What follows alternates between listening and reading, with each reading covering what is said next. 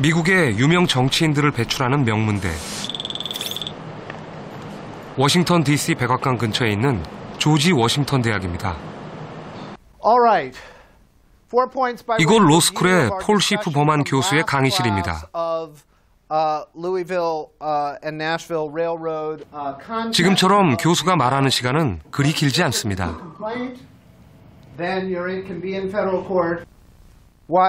Tell me why. The core question is what is the interpretation of this federal law that Congress passed, but instead Molly went around it and said 생각이 다르면 학생들은 망설임 없이 손을 들고 반박합니다. It clearly had been breached. You have a response to that, Karen? Well, I think maybe, this is just my guess, the difference is that in Motley, the complaint itself was purely a contract. I don't always necessarily plan out exactly what I'm going to say, but a lot of times while I'm speaking, I'll kind of hear myself say something, and then I can make a judgment as to whether that's right or wrong. For me, talking actually helps me understand things better, and it helps me remember them better. Do you think that you're interrupting, like he's kind of leaving the class at all? I'm here because I want to learn, and if I don't feel like I understand something, I really want to make sure we stay on that point until I do understand. 네, 잘 보셨죠? 우리가 선진국의 문턱, 제4차 산업혁명을 대비하기 위해서는 기존의 교육 방식으로는 안 된다는 것이 많은 전문가들의 이야기입니다. 이걸 탈피하기 위해서는 뭐 서양의 미국이나 또 영국의 많은 그런 교육 제도가 있겠지만 유대인 교육이에요. 교육을 그렇게 중요하게 여기고 평생 이 역사를 통해서 또 평생 교육을 제일 목표로 삼는 그 민족의 교육 노하우를 좀 배우시면 우리가 좋은 교육을 이루지 않을까 그런 기대를 해봅니다. 자, 우리 그 질문이 사라진 교실에 대해서 수많은 그 매체들, 이게 신문에 나온 타이틀인데요. 그 공통된 단어가 있죠. 뭘까요? 질문이 사라진 교실 또는 대학. 뭐 이런 이야기가 많이, 질문이 사라졌다라고 이렇게 많이 오랫동안 미디어에서 이야기하고 있지만 여전히 잘 개선되지 않고 있습니다. 왜 그럴까? 그게 이제 우리가 풀어야 될 숙제인데요. 이런 모습은 어떠세요? 약간 극단적인 모습입니다. 이게 고3인지 고2인지는 모르겠지만 아예 뒤에 있는 아이는 아예 들어 누워 있는데, 유대인들은 이 조용한 교실을 어떻게 묘사하냐면 공동묘지다 이렇게 묘사합니다. 어떻게 사람이 살아있는데 조용할 수가 있네요. 예? 농아가 아닌 이상 어떻게 조용할 수가 있네요. 어떻게 그런 교육을 할 수가 있네요.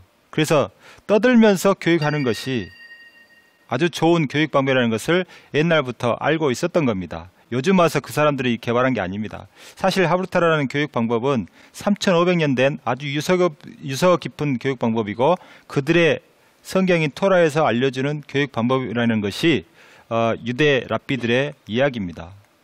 그래서 여러분, 이 그림은 어떠세요? 물론 아까 같이 좀 극단적인 예이기는 합니다만, 왼쪽은 유대 예시바 도서관을 보여드린 거고요. 오른쪽은 우리의 도서관 열람실을 보여드리는 건데 어떠세요? 네, 여기는 칸막이가 없죠. 오른쪽은 칸막이가 있는데 저게 꼭 이 칸막이가 약간 비석으로 보이는 이유는 뭘까? 네, 네, 좀 무시무시해요. 이렇게 조용하게 공부하게 하는지, 이게 교육 효율이 높아진다고 어떤 과학적인 데이터도 없습니다. 오히려 이렇게 떠들면서 공부하는 것이 훨씬 도움이 된다라고 이야기합니다. 근데 중요한 것은 우리가 다음 슬라이드를 보시면 우리가 칠판에 떠든 사람이라고 많이 하잖아요. 이렇게 우리는 떠들면 안 됩니다. 저기는 반대예요. 제가 찍은 사진인데요. 오른쪽에는 그 유대 예시바 공간인데요. 저기는 소리를 안 지르는 사람이 이상한 사람이에요. 소리를 없이 조용히 공부하는 사람은 거의 없습니다. 대부분, 물론 혼자 있을 때는 혼자 책 읽고 하지만 상대가 있으면 반드시 질문하고 토론하는 교육이 일반화되어 있습니다. 그 다음에 여러분들이 이제 관련 동영상을 좀 보시겠는데, 눈을 감고 한 번쯤 이 소리를 한번 30초 동안 들어보시는데, 제가 말씀드리는 것은 뭐냐면 공부하는데 교실에서의 소음이 많이 있잖아요. 이렇게 말하다 보면 그 소리를 우리는 소음으로 듣지만 유대인들은 음악으로 듣는다는 거예요. 그래서 소리가 높낮이가 있고 그러면 마치 합창처럼 들립니다. 그것을 한번 경험해 보시기 바라고, 자, 동영상을 보여주시기 바랍니다. Texas students. I even ask this question. It makes a difference between if it's a Christian and if it's not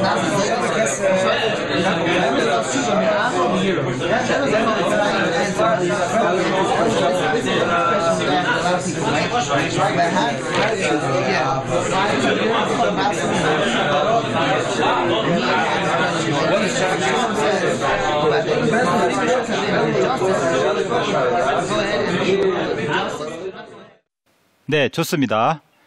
잘 들으셨죠? 여러분 눈 감고 소리를 감상하셨을 텐데, 이 소리가 음악으로 들리는지 소음으로 들리는지 제가 말씀 드렸는데도 여전히 소음으로 들으시는 분이 있을지도 모르겠습니다만은 이것을 소음으로 듣지 않고 음악으로 들을 수 있어야 우리 교육이 바뀌지 않을까, 그런 생각을 하게 됩니다. 여러분, 유대인들이 이런 말소리 공부, 이런 말하는 공부를 통해서 지금까지 수없이 많은 인재들이나 이런 업적들을 쌓아왔다는 것이죠. 그래서 그 부분들을 제가 확인하기 위해서 어떤 유대인을 만났습니다. 그래서 유대인 그분이 한국 교육에도 굉장히 관심이 많으셔서 제가 물어봤습니다. 한국 교육과 유대 교육이 어떤 차이가 있느냐 물어봤더니 이렇게 답을 합니다. 유대 교육은 삶을 가르치는데 한국 교육은 시험을 가르치는 것 같더라, 그런 이야기를 했어요. 그래서 제가 그건 맞는데 유대 교육의 삶을 가르친다는 내용이 잘 이해가 안 되니까 좀 설명해 달라 그랬더니 이런 퀴즈를 냅니다. 여러분이 현관키, 지금은 번호키로 바뀌었지만 옛날에는 현관키가 있었죠. 현관키를 갖고 길을 다니다가 주머니를 뒤져보니까 현관키가 사라졌다는 걸 알게 됐습니다. 그러면 어떻게 할 거냐가 그분의 질문이었어요. 어떻게 하면 될까요? 일단 찾아야 되겠죠. 찾는 방법이 다양하지 않습니까? 아니면 그 현관문을 열고 들어가야 되니까 뭐 굳이 열쇠가 없더라도 열쇠공을 부른다든지, 급한 일이 있다면 911도 부른다든지, 예를 들면 이런 경우가 있겠죠. 깜빡 잊고 저기 뭐 김치찌개를 올려놓고 왔다. 그러면 불이 날까봐 빨리 열쇠를 찾을 겨를이 없으니까 911을 불려야 되겠죠. 그래서 이런 이야기를 했더니 그 유대인이 이렇게 이야기합니다. 그러면 열쇠를 찾으면 어떻게 됩니까? 그렇게 이야기해요.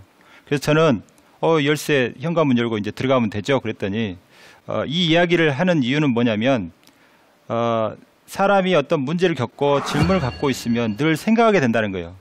그 문제를 해결하기 위해서 우리는 다양한 방법들을 생각하게 되는데, 만약 그것에 대한 답을 알고 있다, 정답을 알고 있다, 그러면은 더 이상 생각하지 않는다는 거예요. 우리의 삶이 그렇다는 거예요. 여러분 삶에 문제가 없었던 시절이 있었나요? 나의 문제가 없더라도 가족의 문제, 뭐 하여튼 시험을 합격하기 위해서 여러 가지 문제들을 겪게 되고, 또 그 외에 건강의 문제, 뭐 재정적인 문제들을 항상 겪게 되죠. 그럴 때마다 정답이 정해져 있던가요? 정답이 정해져 있어 나는 배운 대로 해보니까 다 맞더라, 그런 분 없으시죠? 네, 우리는 늘 문제에 부딪히며 삽니다. 그렇기 때문에 그것을 풀기 위해서 우리는 항상 고민하며 살아요. 그런데 우리 교육은 그게 아니라는 거죠. 정답을 따박따박 가르쳐준다 이 말이죠. 그러면 아이들이 생각하겠냐고요. 그렇게 생각 없이 자라는 아이들이 나중에 인재가 될 수 있을까요? 이 험한 세상에, 네, 4차 산업혁명 시대에 많은 전문가들이 그런 얘기를 하죠. 문제 해결력의 시대가 아니라 이제 문제 발견하는 시대라고. 앞에서 강의하신 여러 강사님들이 그런 이야기를 많이 했습니다. 질문하는 시대가 됐다고. 근데 우리는 질문을 어떻게 바라보고 있는지 우리 한 번쯤 반성해볼 여지가 있다고 생각합니다. 유대인들은 정답보다는 질문을 강조합니다. 항상 질문을 강조해요. 자, 보시면 그들은 문화 속에서 질문이 활성화되어 있습니다. 어떤 사람도 질문하는 것에 대해서 부정적으로 이야기하거나 쓸데없는 질문이니 왜 그런 질문을 했니 이렇게 따지지 않습니다. 항상 질문하는 사람들은 항상 존중해주고 또 그 질문이 좋다고 또 격려해주고 칭찬합니다. 이렇게 자란 아이들이 학교, 기업, 심지어 군대 가서도 질문합니다. 우리는 그러면 그런 문화가 없었느냐? 그렇지 않습니다. 신라 화백제도 아시죠? 제가 뭐 백제 정사함 제도라든가 고구려의 제가회의라든가 이걸 꼽지 않고 굳이 신라의 화백제도를 꼽는 이유는 이 신라의 화백제도가 만장일치제예요. 만장일치제를 하려면 얼마나 많은 대화를 해야 되겠습니까? 이런 문화가 우리 안에도 있었고요. 중국 사서인 수서에 보면 국가 중대사를 군신이 함께 모여 상의하며 결정했다라고 되어 있습니다. 자, 그러면 조선에는 뭐가 있느냐? 조선에는 대간제도가 있습니다. 왕이 어떤 결정을 내릴 때 그 결정을 무조건 따르지 않고 거기에 반대 의견이 있다면 여러분 사교에서 많이 보셨겠죠? 아니 되옵니다. 그러면서 이렇게 사헌부, 사관원, 홍문관 이런 그 관리들이 나와가지고 이렇게 수없이 엎드려가지고 왕의 어떤 잘못된 결정들을 바꾸려고 애쓰는 모습들을 많이 보았을 것입니다. 네, 그래서 어떤 말이 있냐면 지부극간 이런 말이 있어요. 도끼로 맞아 죽어도 자기 말을 물리지 않는다. 그런 말이 있고요. 또 순지거부, 왕의 뜻과 다르더라도 거침없이 내놓는다. 그런 말이 있습니다. 그만큼 그걸 하기 위해서 질문하고 토론하는 문화들이 많이 활성화되어 있고요. 특히 세종시대에는 그런 문화들이 활성화돼 가지고 우리가 어떤 조선시대를 볼 때 가장 문화가 융성한 때, 가장 업적이 많은 때를 세종시대라고 하지 않습니까? 근데 그 세종대왕께서 가장 많이 한 단어가 어전회의나 경연을 통해서 가장 많이 했던 말이 경의 생각은 어떠시오입니다. 자, 선조실록에 보면요. 여기에 보면은 언로를 활짝 열어 미천한 것이라도 가볍게 여기지 말고 진부하다 해서 소홀히 여기지 말며 비위에 거슬린다 하여 죄지지 마소서. 세상을 보는 눈을 밝게 하고 세상을 듣는 귀를 뜨이게 하여 국가의 맥이 서는 터전을 마련하소서. 선조실록에 기록된 글입니다. 그만큼 당시에는 이 언로가 잘 트여 있었기 때문에 이 정치 세력들이 서로 논쟁을 하면서 국가 대사를 결정하고 했습니다. 물론 거기에 부작용도 있죠. 그래서 우리는 그것을 당쟁이라고 많이 폄하하는 경향이 있습니다. 성리학적 이상론에 너무 이렇게 집착한 나머지 살인파들이 백성의 생활보다는 그들의 이상적인 정치를 논하는데 좀 시간을 많이 할애하고 또 거기에 치우친 감이 없진 않지만 그 200년 선조 후반부터 정조 죽을 때까지 정조 사후까지 성조까지 한 220년에 걸쳐서 가장 부정부패가 없었던 때이기도 합니다. 왜냐하면 당쟁을 할 때 왕권을 견제하기도 했지만 고위 관리들이 부정부패를 할 수 없도록 막는 촉진제 역할도 했습니다. 유대인들은 질문을 할 때 네 가지 없는 질문, 여기서 이제 방송 용어라 네 가지로 순화했습니다. 네 가지 없고 뻔뻔한 질문도 받아들여 줍니다. 우리는 그런 질문들을 받아들이지 않는 문화죠. 그러다 보니까 질문할 때 우리 스스로 자기 검열을 해요. 이걸 해서 칭찬을 받을 것이냐, 비난을 받을 것이냐. 또 부끄럽기 때문에 잘 안 합니다. 그렇지만 유대인들은 모르면 모른다고 이야기하는 것이 뭐가 그렇게 잘못된 것이냐 하면서 뻔뻔할 정도로 질문을 많이 합니다. 낯선 사람에게도. 여러분들이 만약 교사가 계시다면 교사인데 어떤 학생이 턱을 괴면서 제가 왜 이 수업을 들어야 됩니까? 또는 군대에서 말단 그 절병이 이제 신병이 와가지고 사령관한테 당신이 나의 상관인 걸 한번 증명해 보세요. 이렇게 질문한다면 우리의 군대에서는 이게 허용될까? 안 되겠죠. 근데 유대인들은 허용이 돼요. 그러면 너는 나의 충실한 부하인 한번 이야기해봐. 서로 토론을 합니다. 그래서 특히 유대 군대는요, 이스라엘 군대는 상관은 옳은 명령만 내리게 돼 있고 부하는 옳은 명령만 따르게 돼 있어요.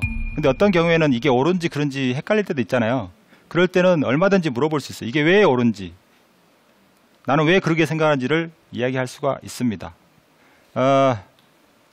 아주 비근한 예로 이 한국 엄마와 유대 엄마는 등교할 때 어떤 말을 할지, 또 한국 엄마는 등교할 때 아이의 뒤통수에 대고 어떤 말을 하는지 한번 비교를 해봤는데요.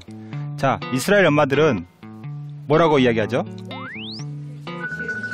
네, 학교 와서 꼭 질문해라 이렇게 이야기하고, 한국 엄마들은요? 이거는 다 하시죠. 여기 다 엄마들이 많으시니까 아마 다 공감하실 거예요. 그럼 학교 갔다 왔다, 하교할 때 이제 유대인 엄마들은 질문했냐 확인해요. 우리 엄마들은 뭘 배웠니, 선생님 말씀 잘 들은, 사이좋게 지냈니, 뭐 이런 이야기를 물어볼 겁니다. 자, 그 결과 이렇게 질문의 문화가 활성화된, 토론의 문화가 활성화된 유대인들이 어떻게 세상에 업적을 남기고 있는지 나타내는 숫자입니다. 이 숫자는 노벨상 수상자 숫자인데요. 1901년부터 노벨상이 수상되기 시작했으니까 2015년까지 194명입니다. 우리나라 몇 명이죠? 네, 묻지 않는 게 더 좋겠죠. 네, 미국 유대인 부자들, 그 포브스지가 매년 이걸 조사를 하는데요. 2009년에는 400명 중에 139명이 유대인입니다. 네. 거기다가 그 139명이 하위 400등에 들어가는 게 아니라요, 대부분 상위에 랭크돼 있어요. 제일 부자가 유대인 중에는 주커버그입니다.